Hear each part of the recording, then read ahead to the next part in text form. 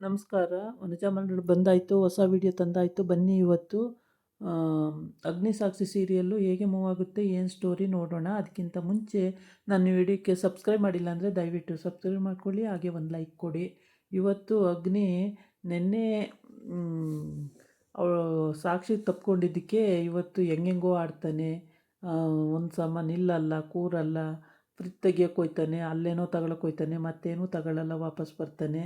ಈ ಥರ ಅವನಿಗೆ ಈ ಕಡೆ ಬಂದು ಸಾಕ್ಷಿ ದುಡ್ಡು ಕದ್ದಿದ್ದು ಸಿಕ್ಕಿದೆ ಅಂತ ಹೇಳ್ಬಿಟ್ಟು ನಾಟಕ ಆಡಿಕೊಂಡು ಅವ್ರ ಅತ್ತೆ ಅವಳಿಗೆ ಒಂದೇಟು ಹೊಡೆದು ಮಗಳಿಗೆ ಆ ದುಡ್ಡನ್ನ ಸಾಕ್ಷಿಗೆ ವಾಪಸ್ ಕೊಡ್ತಾಯಿದ್ದಾಳೆ. ಟ್ರಿಕ್ಕು, ಏನೋ ಟ್ರಿಕ್ ಇರುತ್ತೆ ದುಡ್ಡು ಕಿತ್ಕೊಳ್ಳೋಕ್ಕೆ. ವಾಪಸ್ ಕೊಡ್ತಿದ್ದಾಳೆ, ನಮ್ಮ ಅತ್ತೆ ಎಷ್ಟು ಒಳ್ಳೆಯವರು ಅಂತ ತಿಳ್ಕೊಳ್ಳಿ ಅಂತ. ಹಾಗಾಗಿ ಸಾಕ್ಷಿಗೆ ಕಣ್ಣಲ್ಲಿ ನೀರು ಬರುತ್ತೆ. ಅವತ್ತು ನನ್ನ ಮಧ್ಯೆ ರೋಡಿನ ಮಧ್ಯೆ ನಿಲ್ಲಿಸಿ ನನಗೆ ಎಷ್ಟು ಅವಮಾನ ಆಯಿತು. ನಿಲ್ಲಕ್ಕೆ ನೆಲೆ ಇಲ್ಲ, ಮನೆ ಇಲ್ಲ, ಅಷ್ಟು ಹಿಂಸೆ ಆಗೋಯ್ತಲ್ಲ ಇವ್ರುಗಳಿಂದ ಅಂತೇಳ್ಬಿಟ್ಟು ಏನೂ ಮಾತಾಡಲ್ಲ, ಸುಮ್ಮನೆ ಹೋಗ್ತಾಳೆ ಅವಳ ಪಾಡಿಗಳು. ತಂಗಿನೇ ಸ್ವಲ್ಪ ರಫಾಗಿ ಮಾತಾಡಿ ಇದು ಮಾಡ್ತಾಳೆ.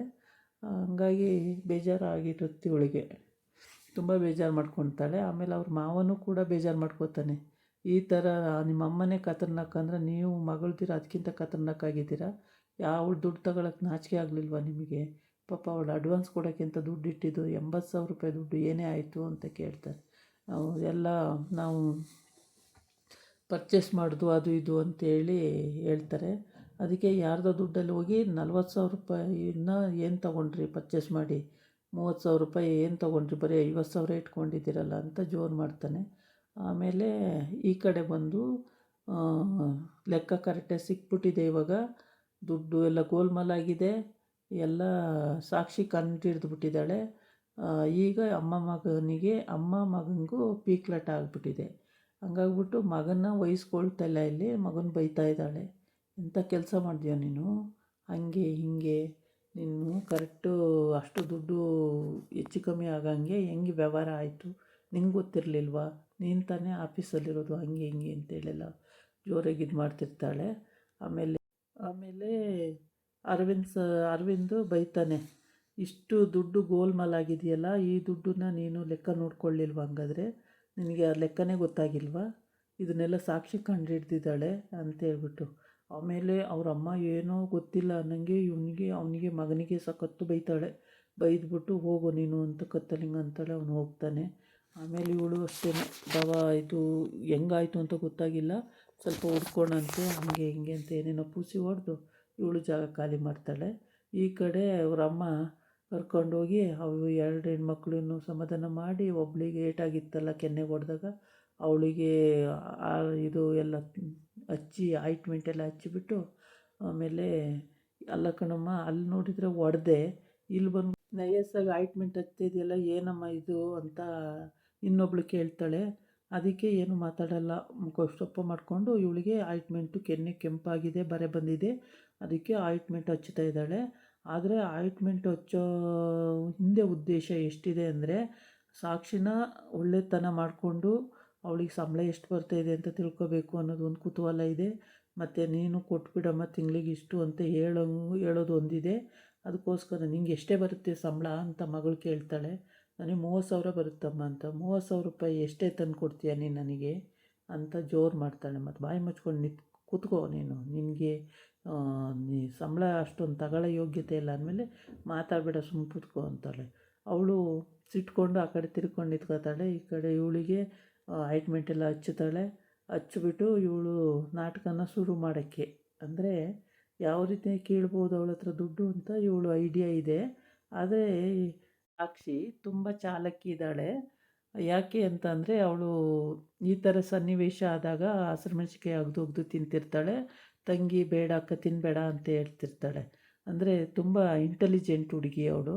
ಹಾಗಾಗಿ ಯಾರಿಗೂ ₹1 ಸಿಕ್ಸೋಕ್ಕೂ ಬಿಡಲ್ಲ, ಯಾರು ತಿನ್ನೋಕ್ಕೂ ಬಿಡಲ್ಲ. ಅದರಲ್ಲೂ ಅವ್ರ ಅತ್ತೆ ಹೊಂಚಾಗ್ತಾಯಿದ್ದಾಳೆ ಅವಳ ಹತ್ರ ಕೇಳಬೇಕು ಅಂತ. ಇವತ್ತು ರೂಮಿಗೆ ಒಂದು ಚಾರ್ಜರ್ ತೊಗೊಂಡೋಗಿ ಇಡೋಕ್ಕೆ ಹೋಗಿದ್ಲು.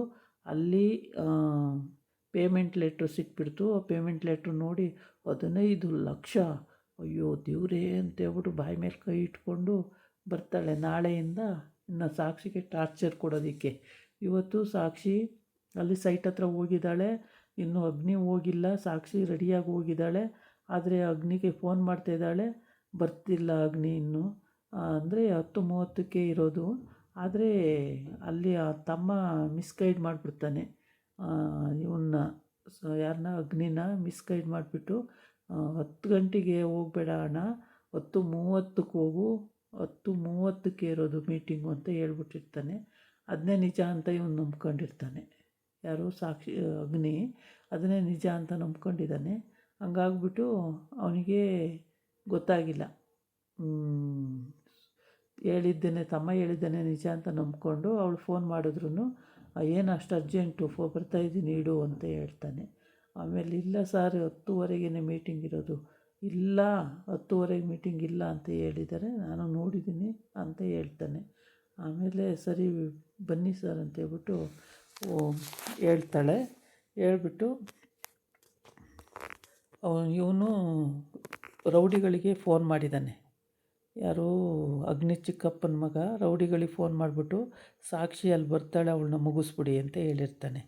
ಈ ಅಗ್ನಿ ಹೋಗೋದು ಲೇಟ್ ಆದರೆ ಅವಳನ್ನ ಎಳ್ಕೊಂಡು ಹೋಗ್ತಾರೆ. ನಿಜವಾಗ್ಲೂ ಅವಳು ಪಾಪ ಸಫರ್ ಪಡಬೇಕಾಗತ್ತೆ. ಏಕೆ ಅಂದರೆ ಒಳ್ಳೆ ಕೆಲಸಗಾರರಿಗೆ ಬೆಲೆನೂ ಇರಲ್ಲ, ಮತ್ತು ಒಳ್ಳೆ ತಿಳುವಳಿಕೆ ಬುದ್ಧಿ ಹೇಳೋರಿಗೆ ಅವ್ರದ್ದು ಎಲ್ಲನೂ ಒಂಚೂರು ಮಿಸ್ಟೇಕ್ ಆಯಿತು ಅಂದರೆ ಅವ್ರಿಗೂ ಕೂಡ ಬೆಲೆ ಇರಲ್ಲ. ಆ ಥರ ಆಗುತ್ತೆ. ರೌಡಿ ಮೇಲೆ ನಿಂತ್ಕೊಂಡು ನೋಡ್ತಿದ್ದಾನೆ, ಸಾಕ್ಷಿ ಹೋಗೋದಕ್ಕೆ ಇವನೇ ಅರ್ಧ ಗಂಟೆ ಲೇಟಾಗಿ ಹೋಗೋಣ ಅಂತ ಹೇಳ್ಬಿಟ್ಟಿದ್ದಾನಲ್ಲ, ಅವನು ಅದನ್ನೇ ನಿಜ ಅಂತ ನಂಬ್ಕೊಂಡು ಅವನು ಅರ್ಧ ಗಂಟೆ ಲೇಟಾಗಿ ಹೋಗ್ತಿದ್ದಾನೆ. ಆದರೆ ಸಾಕ್ಷಿ ಆಲ್ರೆಡಿ ರೀಚ್ ಆಗಿದ್ದಾಳೆ ಅಲ್ಲಿಗೆ. ಸರ್ ಎಷ್ಟೊತ್ತಿಗೆ ಬರ್ತೀರಾ ಬನ್ನಿ ಸರ್ ಅಂತ ಕರಿತಾ ಇದ್ದಾಳೆ. ಏನು ಅರ್ಜೆಂಟು, ಬರ್ತೀನಿ ಬಿಡು, ನೀನು ಯಾಕೆ ಇಷ್ಟೊತ್ತಿಗೆ ಹೋಗಿದ್ದೀಯ ಅಂತ ಬೈತಾವನೆ. ಆ ಕಡೆ ರೌಡಿ ಕಿಡ್ನಾಪ್ ಮಾಡೋಕ್ಕೆ ರೆಡಿಯಾಗವನೆ. ಈ ಕಡೆ ಇವನು ಚಿಕ್ಕಪ್ಪನ ಮಗ ಫೋನ್ ಮಾಡಿ ಹೇಳ್ತಾ ಇದ್ದಾನೆ. ಆಮೇಲೆ ಈ ಈ ರೀತಿ ಮಾಡ್ತಿರೋದು ಪಾಪ ಸಾಕ್ಷಿಗೆ, ಸರಿಯಾಗಿ ಕೆಲಸ ಮಾಡೋರಿಗೆ ನೆಮ್ಮದಿಯಾಗಿ ಮಾಡೋಕ್ಕೂ ಬಿಡಲ್ಲ ಇವ್ರುಗಳು.